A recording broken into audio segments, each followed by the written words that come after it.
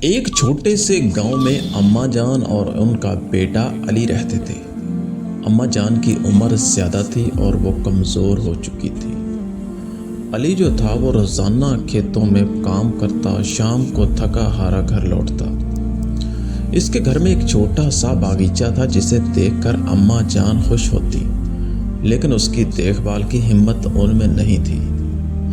ایک دن اماں جان نے علی سے کہا، بیٹا اب میری آنکھوں کی بینائی جو ہے وہ کمزور ہو چکی ہے اور میرا دل چاہتا ہے کہ ایک بار پھر اس باغیچے میں رنگ برنگے پھول دیکھوں۔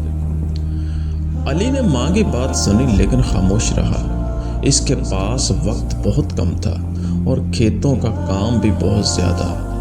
رات کو جب علی سونے لگا تو اسے ماں کی اداس آواز یاد آئی۔ اس نے سوچا کہ اگر یہ کام میں نہیں کروں گا تو میری ماں کا دل دکھے گا۔ اگلے دن کھیتوں میں جانے کے بجائے علی نے جو ہے وہ کدال اٹھائی اور باغیچے کی صفائی شروع کر دی۔ اس نے سارے غیر ضروری پودے جو تھے وہ اکھاڑ دیے، مٹی کو نرم کیا، کھیتوں سے تھوڑا پانی لا کر باغیچے کو دیا اور اس نے کچھ پھول کے بیج جو ہے وہ وہاں پر لگا دیے۔ کئی دن اسی طرح گزرتے گئے۔ علی روز کھیتوں میں کام کرنے کے بعد باغیچے میں بھی وقت گزارتا۔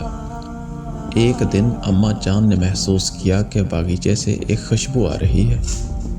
جب وہ دروازے پر آئیں تو انہوں نے دیکھا کہ ان باغیچوں میں تو رنگ برنگے خوبصورت پھول کھل چکے تھے۔ ان کی آنکھوں سے آنسو آ گئے۔ وہ خوشی سے مسکرائیں اور علی سے کہا، بیٹا تمہاری محبت نے میرے دل کا باغ ہمیشہ کے لیے مہکا دیا ہے۔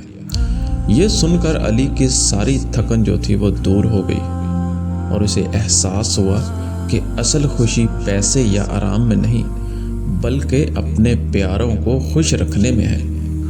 یہ کہانی ہمیں سبق سکھاتی ہے کہ اگر ہم اپنے پیاروں کو چھوٹی چھوٹی سی جو ان کی خواہشیں ہیں ان کا خیال رکھیں تو اس سے ہمیں بھی دلی سکون ہوگا اور خوشی ملے گی اور ہمارے پیارے بھی خوش ہوں گے۔